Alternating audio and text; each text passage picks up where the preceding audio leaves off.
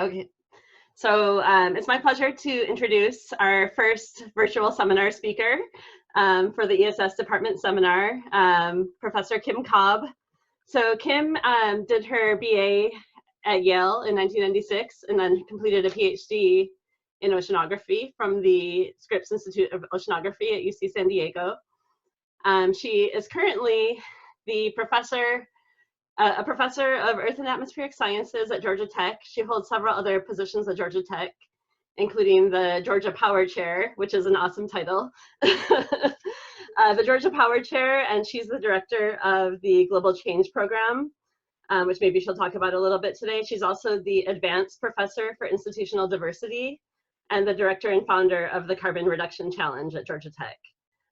She is extremely accomplished and has many awards under her belt. Most recently, she was awarded the 2020 Hans Oeschger Medal from the European Geophysical Union for her paleoclimate research, which focuses on using corals and stalagmites to reconstruct tropical Pacific climate over the last decades to millennia.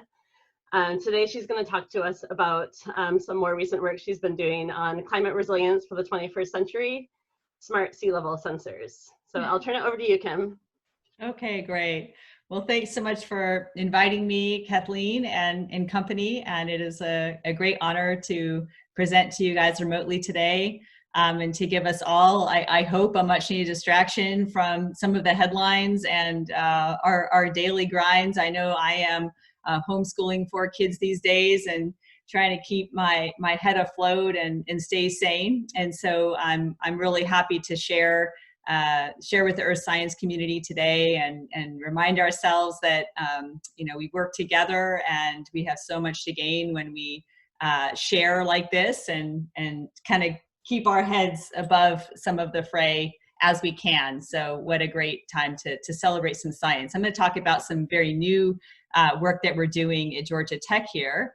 And with that in mind, let me just share this. I think this will work. Well, you guys see that okay? Yes, okay, I see some nods. That's good.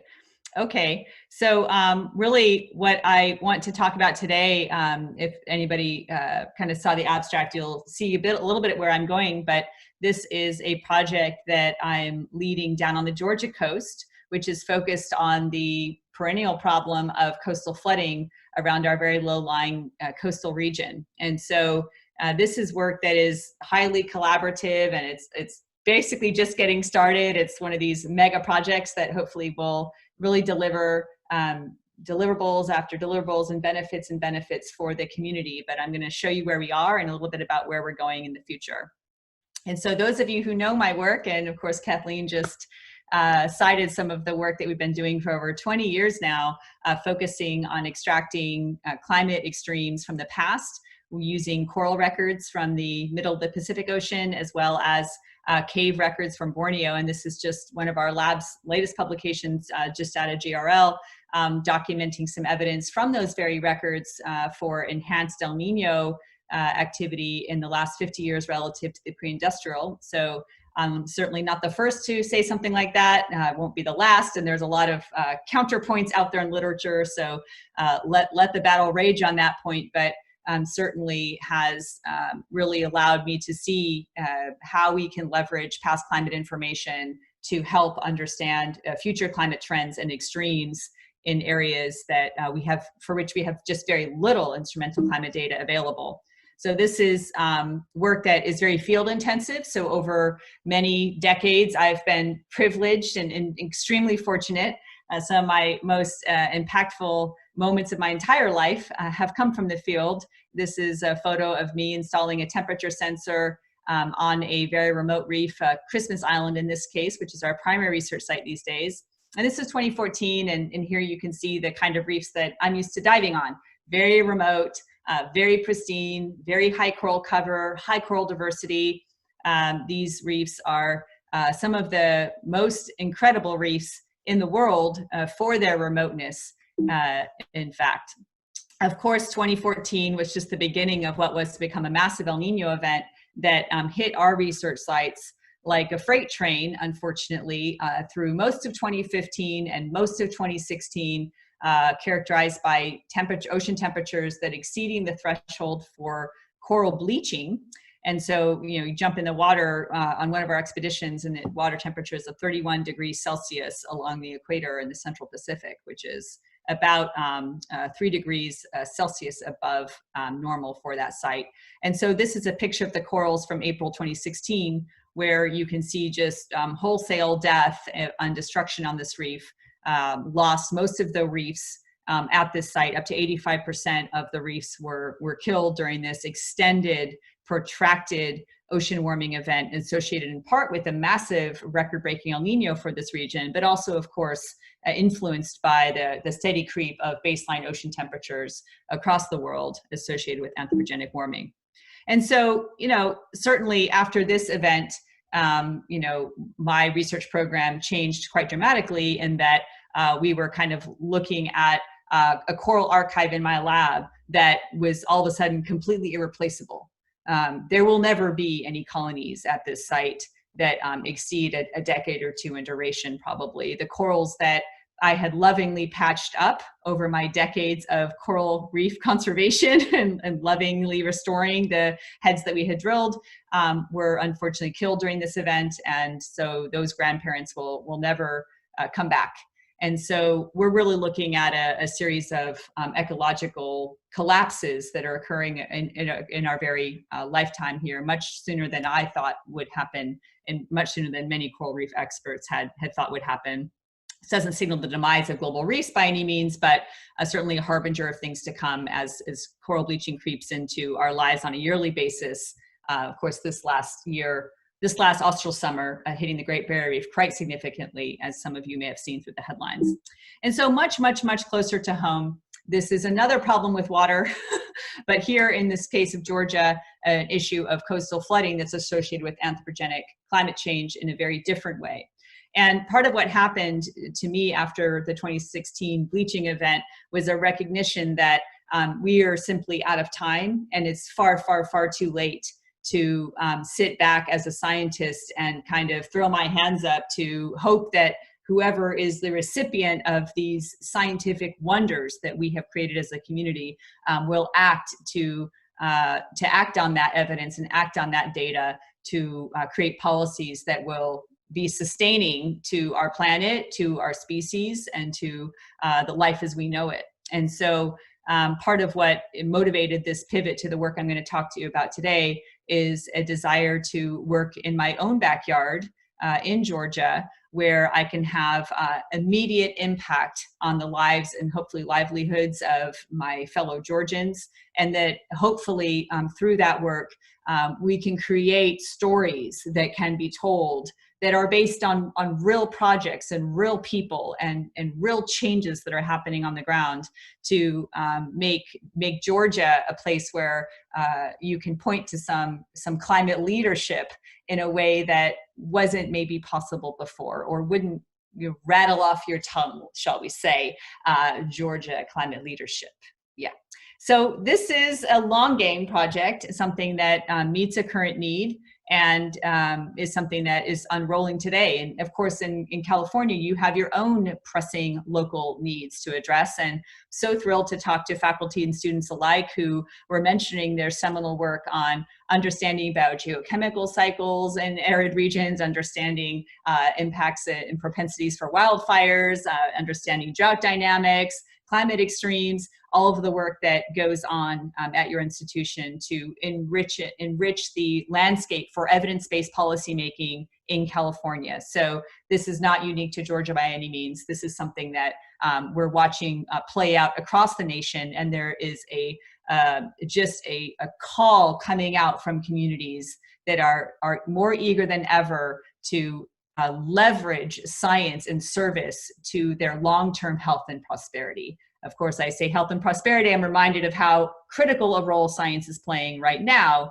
in shaping the trajectories for health and prosperity across this nation by the evidence-based policymaking or lack thereof that is going on and at the governor level. Okay, and so what I would like to talk about today is something that I've also been thinking a lot about, which is something that is labeled here the climate solutions paradox, but it really is recognizing that we've known for so many decades that humans are warming the planet, and we've known over this whole time frame what is required to begin to address this global scale problem. And we can argue whether that has happened or has not happened, but the other reality of the situation is that while we know so much about the causes and drivers of anthropogenic climate change, we actually know precious little about how to really equip communities to keep themselves safe from some of these coming threats. And part of that is because we're so late to the game, that we have so much catch up to play, that we haven't done the hard work of learning and creating knowledge and frameworks along the way as we should have been doing. We're playing a little bit of catch up here. And that's really what I'm going to talk about today. How do we play catch up on a problem like coastal flooding, something that we have had our heads in the sand for here in Georgia for a very long time? And so here's a class of things that we know pretty well. Well, we know well enough to know that water is rising across the globe. We know some of those rates, of course, historically, to levels of precision that are astounding with respect to the satellite retrievals. Going forward, the IPCC and the National Climate Assessment in particular here cites a 1 to 4 foot sea level rise by 2100 is likely. That's a 68%, and a 10 foot as possible, which is something that leaves a lot of jaws on the floor across coastal communities of Georgia, because that would mean that much of the county would be underwater by that time frame in 2100. So that's kind of the boundary conditions of what we know, and that is a lot. That's a lot to know that's going to happen, and there's no doubt that sea level is going to fall somewhere between, I would say probably 1 meter and probably 3 meters over the course of this century. My personal bet is still at 1 meter, but that has no bearing here. The science informs this distribution. However, what we don't know is something that is very disturbing to residents across low-lying coastal areas, and that is the fact that coastal flooding is no longer just a king tide event, which we read about in Miami every so often, these so-called sunny day tides, when you have a massive king tide and water starts seeping up through the sewer systems in Miami and flooding the resulting low-lying areas. This is a picture of my co-PI's home in Savannah that was flooded during Thanksgiving Day 2018, and he looked out his window and there's ocean water on his lawn.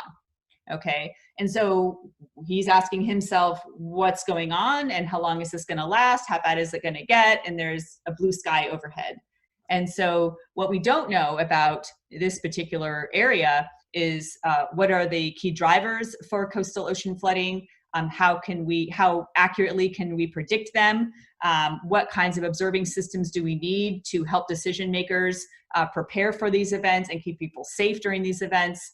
All of those questions are things we don't know about this particular flood vulnerable area.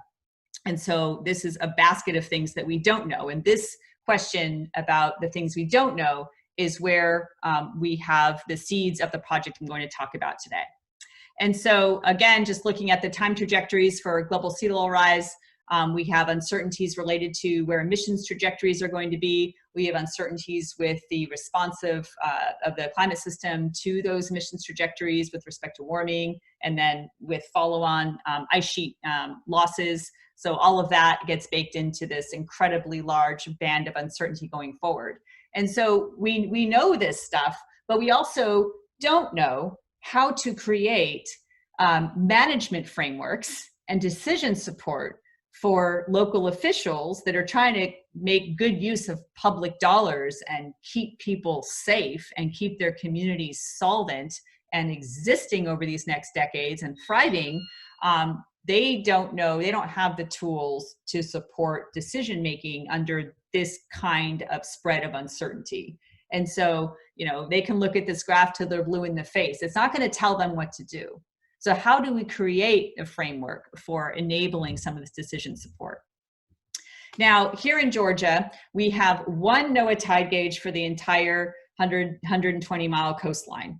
And so that tide gauge is in Savannah. It's at Fort Pulaski. And it has shown sea level rise since the 1930s, and the trend is very similar to the global average, about 3.2 millimeters per year. And you can see some very high spikes towards much higher values that are associated with either seasonal extremes for ocean circulation changes, or in some cases, individual days of storm surge that have piled up water on the coastline there. But this is the only tide gauge for the entire Georgia coast. And when you talk to people on the ground who are concerned about coastal flooding, when you're thinking about the complexity of the Georgia coastline, which is cut by any number of small and large rivers and estuarine systems, and you're talking about the dynamical landscape of having to face hurricanes, wind events, extreme rainfall over this last decade and in coming decades, this becomes a very, very dynamic and very complex natural system to try to understand. And we all can appreciate how one tide gauge is simply not going to provide enough information to characterize that environment very well. And so enter this project that is about almost 2 years old now. It's called Smart Sea Level Sensors. And it was a project that was formed from a conversation between myself, who's just an oceanographer after all, an observation oceanographer, and a colleague of mine in computer science named Russ Clark, who is a mobile apps and distributed sensor specialist. And he was the one who had his house flooded during Hurricane Matthew and Hurricane Irma.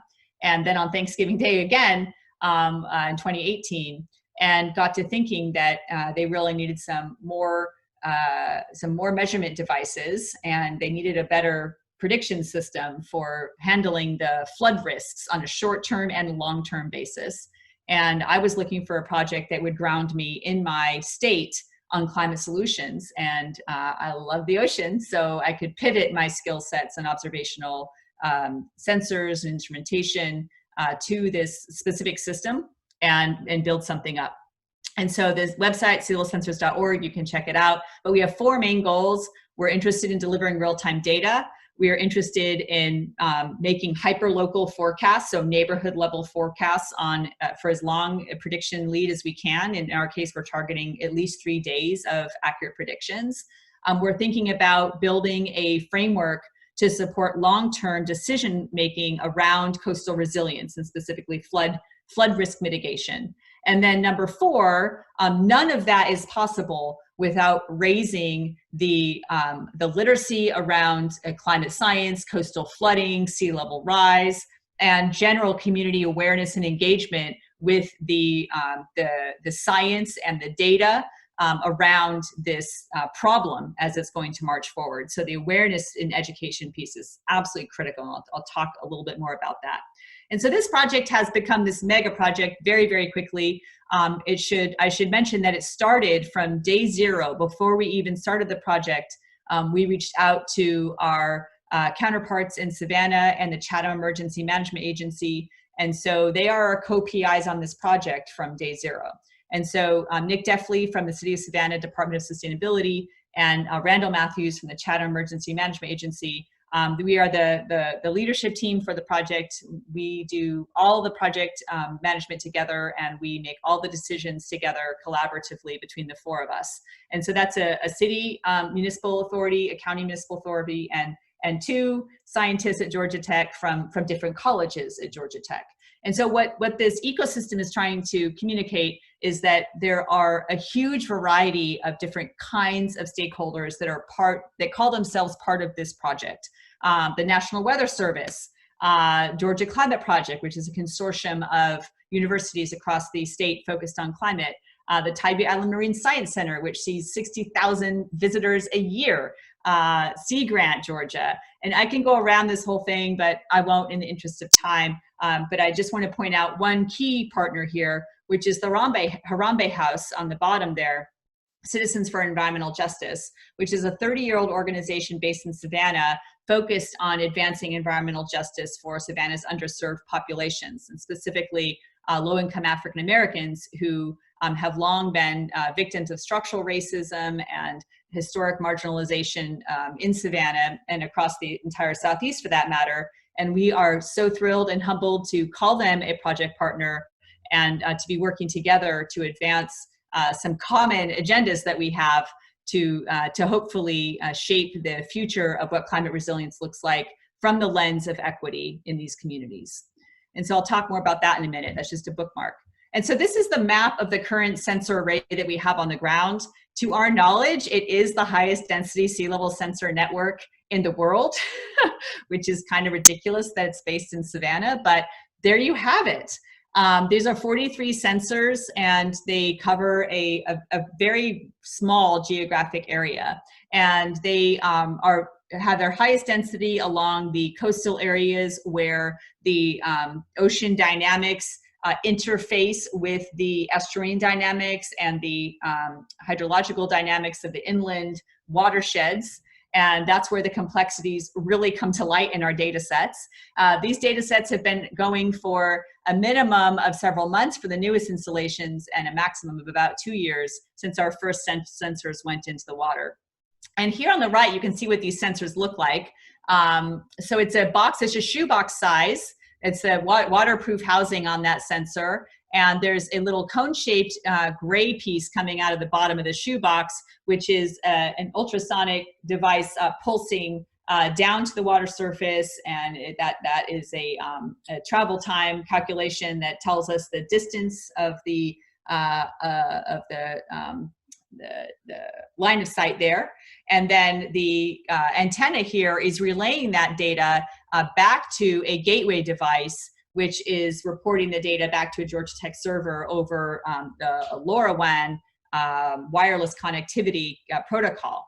And so this is a gateway backbone that we've installed across the county. So we have 12 gateways across the county, and they are each looking at a radius of 1 to 4 miles of sensors. And the cool thing about this is that these gateway devices can actually service any number of different kinds of sensors, traffic sensors or air temperature sensors or air quality sensors or anything you want. They're really low data rates, and we don't have to pay any cellular data or wireless data because we provided the infrastructure ourselves. And so this is actually a enabling infrastructure for the city or the county to use going forward for any number of different applications. So that's a neat infrastructure component to this project. And so these gateways are about $1,500. They're very inexpensive. The sensors themselves are $250 of off-the-shelf parts, compared to tens of thousands of dollars for an individual NOAA tide gauge. That's why there's only one on the Georgia coast. And so the idea is that eventually we can build out an environmental sensor network. We're looking at temperature and air quality for this summer. One of the key questions, of course, for anybody who's involved in observational work is how precise and accurate are these Georgia Tech designed sensors? And we were fortunate last year to get access to co-install 2 of our Georgia Tech sensors with the NOAA tide gauge at Fort Pulaski. And so they sit about 1 meter apart from each other at the tide gauge site. And so they're looking at the same water levels through time.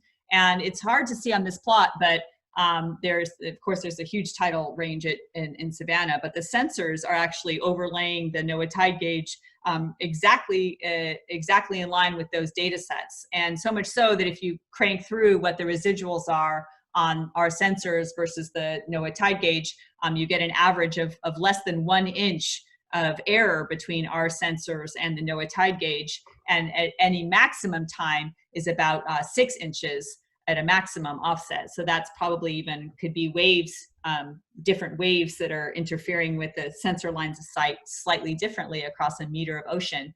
But this is, I think, extremely encouraging data that helps us understand what the strengths of the network will be and helps decision makers understand, of course, how accurate these data sets are across the county. So these data sets are only part of the program, because to really provide the kind of operational utility that the stakeholders want, they really want to have some predictive capacity as well. And so it's very, very important to them to have access to real-time data, which is what the sensors are providing them through the portal that we have. But what they really want is as much lead time as possible to prepare communities for flood emergencies. They want to know how high the water is going to be and where the water is going to be. And that is a complex function of the wind directions and the wind speeds and any precipitation that is coming, and of course, the state of the tidal height and its dynamics across this terrain, which is actually quite complicated for those of you who know coastal oceanography. And so this is a model that we've developed. It's bespoke for the Savannah area, and you can see the model grid there on the left. It is running at a 10-meter resolution, and it snakes up into the smaller rivers and causeways across this area of Georgia. And it comes up into the Savannah River here, as you can see on the right-hand panel. And what we're doing right now is we already have a series of 3-day forecasts we are making in kind of research mode, and we're ground truthing those against the sensor data as they come off. The more extreme scenarios we can get, the better. So you know, this hurricane season may provide some interesting and very important benchmarks for us as a team. But nonetheless, where we're going with this is to try to get really accurate forecasts for the regional area going forward.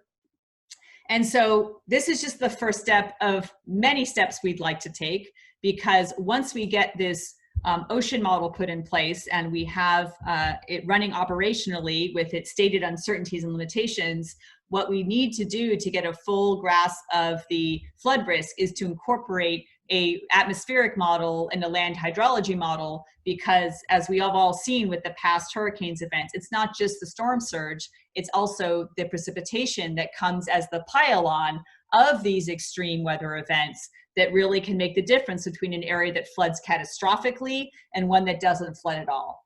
And so this is an essential component when we start to talk about flood risk for coastal communities, but yet this is really something that's not operational in any way across the coastal US, and it's a tall order to do properly. And so again, we're focused on the ocean piece and going to be moving to this piece in the next year once we get this ocean piece down. And as you can see down here, the last step is to incorporate a full model of urban infrastructure into this framework.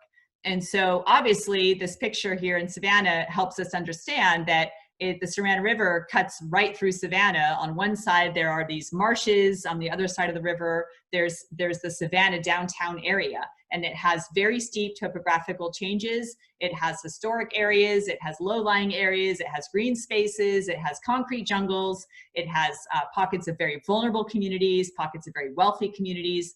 We really would like to understand how this natural environment is going to interface with this, with the scales of where people live and the structures that they depend on, the transportation network, the grid, the medical infrastructure. All of those things become layers that we can assess once we have the physical layers of flood risk under our hands. And so one of the things we are able to do with the model is look at hindcasts of past hurricanes with the model and compare it to observations for right now to see how well our operational model is doing. And so the model is in pink here. This is running across, I believe, this is actually Matthew, Hurricane Matthew. And you can see here that the model is doing a pretty good job capturing the magnitude of flooding across that particular event. Of course, we didn't have sensors in the water at that time, so this is just Fort Pulaski provides the only benchmark. But when we have the full sensor network, we can actually compare across the full sensor network and get an idea of where we're doing well, where we're doing poorly, and how to represent that to stakeholders. And so this is all an exercise in transdisciplinary research. I had never heard of transdisciplinary research until last year. So, and I am, quite advanced in science here. And so transdisciplinary research is really when you put together scientists and researchers from many different disciplines, but not only that, that's interdisciplinary research, but transdisciplinary research means that you're actually also including researchers and input from different sectors, for example. And so you have the academic sector, but you also have the non-governmental sector, you have the governmental sector, you have the private sector. And so when you have these people defining the research trajectory and defining the deliverables and making decisions together, then you have a transdisciplinary research framework. And that is what we invented without knowing a name for it. That's basically what we did. And it's very messy, and we are learning as we go because none of us were trained in conducting transdisciplinary research. In fact, I didn't even know there was a term for it until I was doing it for a year. There's practically no funding out there for this. This is beginning to change at NSF, and props to them for defining some pockets that are targeted towards transdisciplinary research. But again, it's only 1 or 2 calls out of the entire NSF landscape. So let's hope that that continues to increase and accelerate going forward. And it's also, of course, one of the most promising avenues to find and implement real world climate solutions for communities that are desperately in need. And so how do we bring information from the IPCC level, those trajectories of potential sea level rise scenarios with their probabilistic uncertainties attached, and how do we help stakeholders engage so that they are confident that they're making evidence-based decisions for their communities? That pipeline of value add is basically broken in many ways, or never existed. And so we really have to come in and build that connectivity as we go, and it doesn't happen overnight. So this is kind of my recipe for transdisciplinary research here. So, we ask what your problems are, then we listen to you when you talk about them, then we ask and we listen, and we ask and we listen, then we go do something to try to help maybe advance that knowledge or advance that solution set. And then we ask if we're doing it right, or if we could do it differently, or what worked and what didn't work. And we do all of this. And then when we mess up, we apologize, because there's a lot of messing up in this terrain. There's a lot of messing up to go around, and you have to be ready to own it, to learn, and to do better, because this is critical. And this is one place where I messed up, and I had to apologize, and I'm learning, and I remain learning here, ever learning, which is understanding who is not at the table of this very large table we've created for transdisciplinary research and coastal flooding in Savannah. And we started having all these public facing events. We were inviting lots of different stakeholders. Tons of people were showing up at these events. People wanted to install sea level sensors on their dock. They wanted to teach about sea level sensors in their school curriculum. Different municipalities wanted to buy sensor networks for their communities. Everything seemed to be going great until we started asking ourselves, wait a second, same kind of people seem to be showing up at these events. The wealthier communities that want to buy the sensor networks, wealthy individuals who would like to monitor the flood levels at their second home down the coast, ... And who wasn't at the table were any of the low-income, vulnerable, marginalized communities of Savannah, who make up a very large percentage of the population and are extremely at risk from flooding and any other number of climate-related environmental stressors.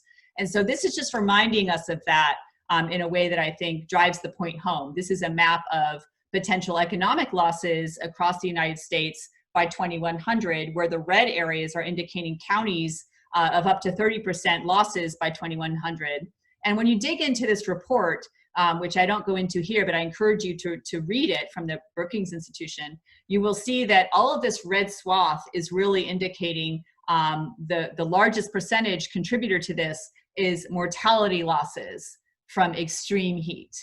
And so what this tells us and reminds us is that many of the most vulnerable Americans to climate change are located in the southeastern United States, and they tend to be low income, and they can be urban or rural, and they are very often communities of color. And so this is just driving this point home that we all know is true, that the most vulnerable communities are those frontline communities are already the historically marginalized and already under-resourced communities are all around this country, but especially in the Southeast, and Savannah is no different.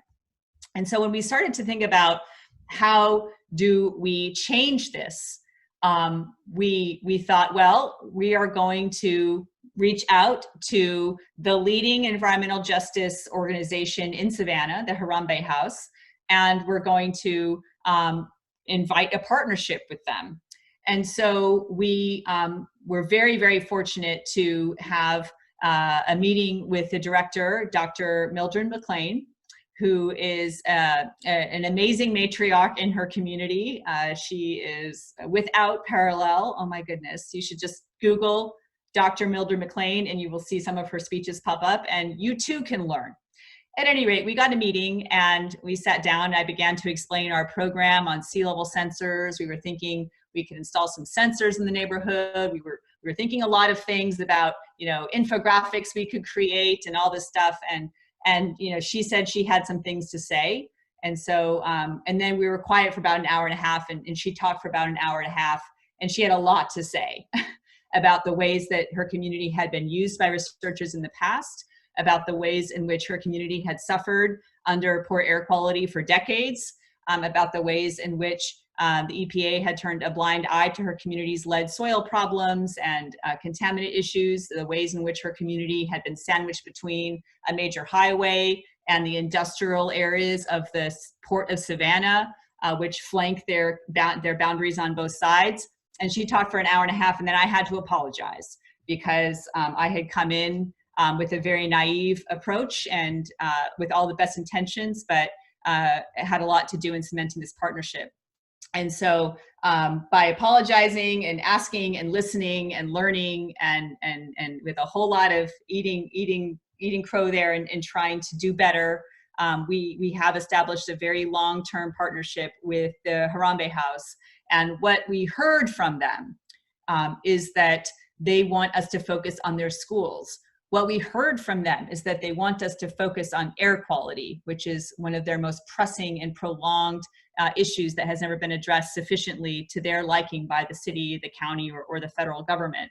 And they also are interested in temperature as a variable that, of course, really impacts them during the hot Savannah summers and can cause very lasting health effects for their communities, including mortality across the most vulnerable members of their community. So this is the program that we started. So we are now expanding to air quality and temperature with this partnership using the same exact infrastructure that we've had online before.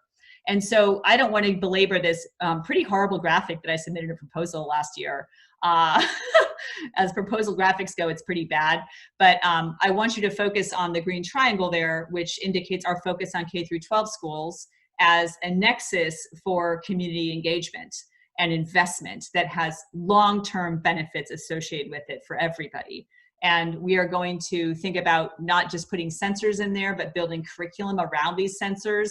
We're going to incorporate local knowledge from the students and the surrounding community into our research and to guide our research. And we're working with local HBCU Savannah State in getting some interns involved in the project from the higher ed side. And so I wanted to talk briefly about the map room, and I promise I'm almost done because I really want to get to your questions. But the map room is one of the enabling technologies that we're excited to develop as part of this partnership with the Harambe House. And the map room is something that is a digital display device, a data display device that enables a layer of interactivity to become part of the data as you go, as you conduct the session. And so here you can see this is developed by my colleague, Yanni Lukisas. He's in literature, media, and communications at Georgia Tech. And here you can see Dr. McLean and the Director of Sustainability in Savannah, Nick Deffley, working on this digital display, this projection of their city on this sheet of paper. And they're coloring in with markers things that might be community assets, things that might be community liabilities, transportation networks, things that make them happy, things that make them sad, where their kid went to school, where there's history for them, what stories they want to tell. They can stick Post-its on it. And it becomes this archive of an experience that people had together. And it becomes a way to embody the local knowledge that we need to have to successfully move forward in this transdisciplinary research and successfully work with and partner with these communities. So I'm very excited about the map room. It's a great device. Speaking briefly to our curriculum, I want to acknowledge the very amazing work of my colleagues, Jay McCoval and Tim Cohn. These are the K through 12 specialists at Georgia Tech who helped us create modules for a local high school in Savannah to assemble the sensors from scratch. And so last year with the engineering curriculum at Jenkins High School, and the teachers are, Grace and Tom are pictured there, their students assembled 30 sensors from start to finish and soldering and everything. They put their signatures inside the weatherproof box, and they stuck their Jenkins High School sticker on the side, and they were mounted on bridges across their community to be part of our network.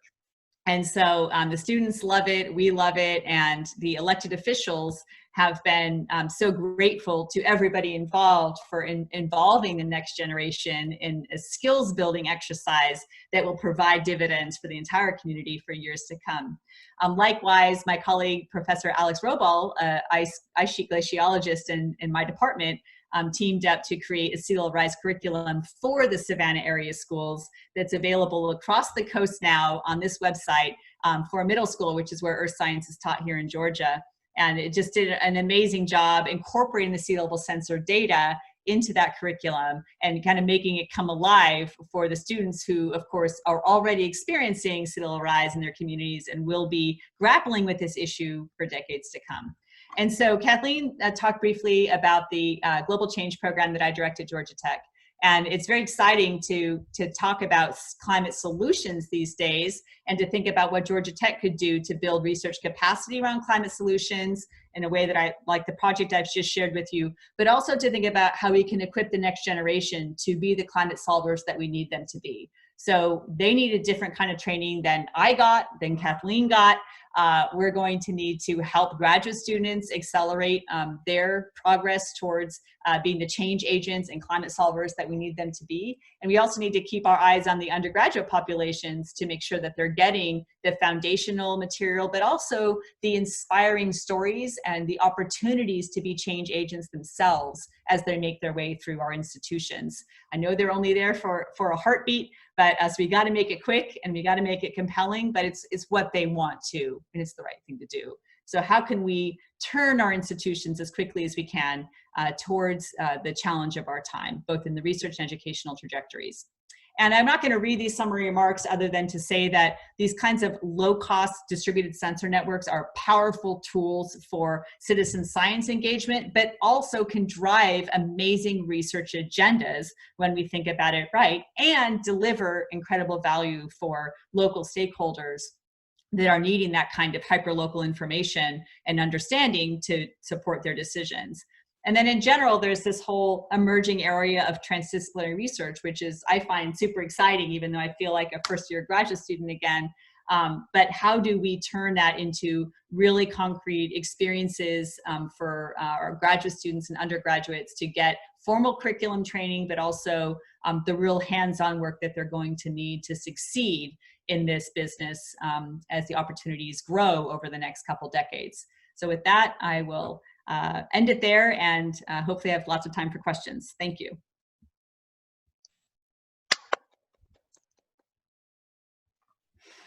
I know y'all are clapping. I can't hear any of it. All right, so if anyone has a question, you can go ahead and unmute yourself. And oh wait, somebody's in the chat. Let's see. Oh, no questions there yet. So does anyone have a question for Kim? Oh, Claudia, why don't you go first? I see your hand up.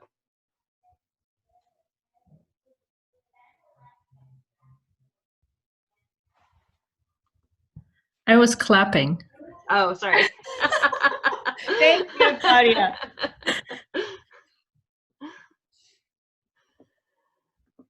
Well, thank you for an amazing talk, Kim, which I feel like is a real call to action and really inspiring to hear. And I really appreciate you sharing your experience with the community.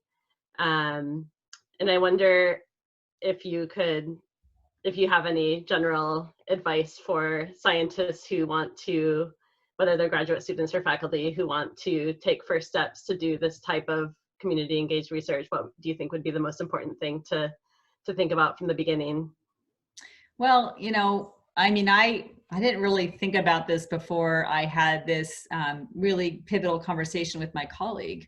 And so I think the most important thing to do is to find space and create spaces where you can talk about, you know, the dominant challenges that, you know, are in your backyards or of common mutual interest. And so there are enough challenges out there, God knows, but the key is to kind of think about creating environments for these cross-disciplinary interactions. And at Georgia Tech, it's not like we do that super great. We did have for that year a program called the Climate Fellows Program, which had 47 faculty from across the entire institution. And we got together every couple months and we did these kind of sound bites of our research. And started to talk about what kinds of things we might like to do together, big buckets of regional problems that we might be able to move on if we could kind of bumble through a process together. So some of the work that I'm talking about today kind of was seated in that area a little bit, but that's a happenstance. It would be great to kind of formalize something like that at an institutional level to provide those kind of spaces and common agendas that recognize the importance of identifying and tackling problems that are regionally grounded and must be informed in part by in-depth regional research. Anyone else have a question for Kim? You guys can also type it in the chat if you don't want to say something on Zoom. Hi. So I have a question. Yeah. So did this project create any sort of policy changes at the local government level? I mean, it's very early. So one thing to stress about this project is, these are very long games we're playing. This is not a quick payoff or quick impact proposition. So yes, the sensors went in 1 year. We did have a very large number of public fora. We did meet with the congressman, we met with the mayor, we met with the county commissioner. We're meeting with people, and our message is very simple. Our message is, the ocean is rising. We're here to help. You have the highest density sea level sensor network in the world. We could be a big leader in this. It's not too late. I mean, this is simple stuff. And so ultimately it's a conversation starter, not a conversation ender. But we're not looking for quick wins, and they aren't looking for quick wins either. This is not an easy thing. Having said that, there was a massive changeover in administration in Savannah just this last election in November. And the new mayor is extremely invested in environmental justice around climate change in particular. And, I don't think there's a direct link between our work and that election by any means, but there's a community appetite for this because of the recent flooding emergencies that they've had. And so I think it's too early to say that we can attribute, something to our project, but we have made it very clear to everybody that we are there for at least a decade. And so their investments in our project will mirror our investments in the project, and we can all comfortably invest in these long vision that we need to have to build something great and something that works and something that's not a flash in the pan. This is hard stuff. Now, Claudia? Yeah, so thanks, Kim. I just wanted to let other people know I know Kim because she made me jump off a cliff once on skis. It was really great. It was way past my abilities, but we made it down the hill and it was really fun. So I had some question about what you've learned about sea level from this project so far. Is there certain areas that have surprised you, or how in sync is it with existing maps of flood risk in the area that you're working at? Yeah, that's a great question. So I've learned all the stuff that we don't know, which turns out to be a lot, shockingly lot. And so our sensors tell us that the differential across even Hurricane Dorian, which was the most recent hurricane that our sensor network captured, was several feet across the domain of difference in flooding. And so that's just the difference between a whole neighborhood flooding and not flooding, for example, on that scale. And I also I did not appreciate that you didn't have to have a king tide to have this blue sky flooding in these flood vulnerable areas. I didn't appreciate that winds from the wrong direction at the right speed, over the course of 6 hours could cause a flooding event in and of themselves at these sites. And I didn't appreciate how little warning anybody had about that, how nobody's watching that, nobody's tracking that, how there's no tool at NOAA, there's no data at NOAA, there's nothing at NOAA to help local communities prepare for something like that? So you start to see all the holes, and they actually start to look pretty big when you're on the ground talking to people about what they're living and what they're fearing. And it's a fear. It's a constant fear. It creates this sense that you're all alone, right? And NOAA only comes in when the storm surges are coming. Starting 36 hours out, they start providing your community with storm surge warnings and predictions and maps and things. And before that, you're just like, I don't know. And they don't handle compound rainfall. So in the back of your head, you're thinking, it's not just this storm surge. I have to add another foot because there could be extreme rainfall on top of this. So you start to feel the fear of local officials. You start to feel the fear of local residents. You start to feel the isolation that they feel, not having the support structures, not having the data streams, not having the predictive tools that they need. I wish we weren't here in this position, so far behind the curve when we've seen this coming for so long.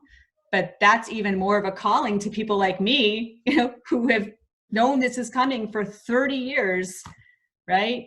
How can we watch communities just get run over by these freight trains, just like my coral reef got run over by this freight train?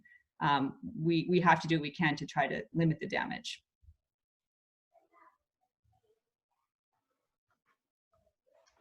Hey, Kim, Any this is other Steve questions? Allison. Oh, go I ahead. just wanted to follow up about the transdisciplinary points, and I wondered if you had any ideas for how institutions or colleagues could help incentivize that kind of transdisciplinary work with stakeholders and communities and environmental justice that happens on a scale that's different from, say, an NSF-funded project. Well, I wish it didn't happen. I wish there were NSF-funded projects that, pots of money that would really fund this work, because it is expensive. It's expensive to do it right, and you know this. But speaking institutional level, there are all kinds of internal seed grant opportunities, all kinds of discretionary resources that are mobilized towards institutional priorities every single year. And so it's just a matter of kind of thinking about how can we have some kind of laser focus on this type of work. And I should note, transdisciplinary research isn't something that just happens in service to climate solutions, right? I mean, not by any stretch of the imagination. You could have transdisciplinary research looking at Black feminist narrative development in the 1950s. I mean, honestly, you could do it on anything. Obviously, I think the universities, especially public-facing universities, I think feel a call to serve their communities along certain axes, and climate solutions is obviously an important one. So I think there's a program at Georgia Tech called Georgia Smart, which was where we got our tiny pot of seed funding to give life to this project. It was just 1 year, $25,000, by the way. And it was a project that forced you to partner as co-PIs with some municipal authority across the state. And so if you think about it that way, then, you start to have to put on your creative hat and you say, I've always maybe thought about this problem as something that could be, an important solution for a community, but I don't know where to start. Well, this is a way to start understanding what their needs are, what your skills and interests are, to build a common shared agenda, to allow stakeholder-driven research to be the research agenda, not to be the add-on or the afterthought, which is all too often what happens in an NSF grant, and the afterthought never comes to be. So that's what I would say. I'd say look at the Georgia Smart program not as the best example, because I don't think it's very robust enough. It's not big enough, but it's something that got us started, and forcing cross-sector, cross-disciplinary collaborations into a seed grant opportunity. If I ever am president of anything, that's what I would do, because people want to do this work. They really want to do this work, but they also want to do it under an institutional umbrella that has that support behind it. Thank you. All right, well, I think it's coming up on time here, so why don't we go ahead and end there. So if you want to unmute yourself and thank Kim again for a great talk. I'll clap anyway. Thanks to you guys. And I want to say, if anybody has any questions that they weren't able to ask, just send me an email, kcobb@gautech.edu, and I'd be happy to shoot you an answer back if I can, or we can hop on a brief chat too. It's really been a pleasure talking with you guys today.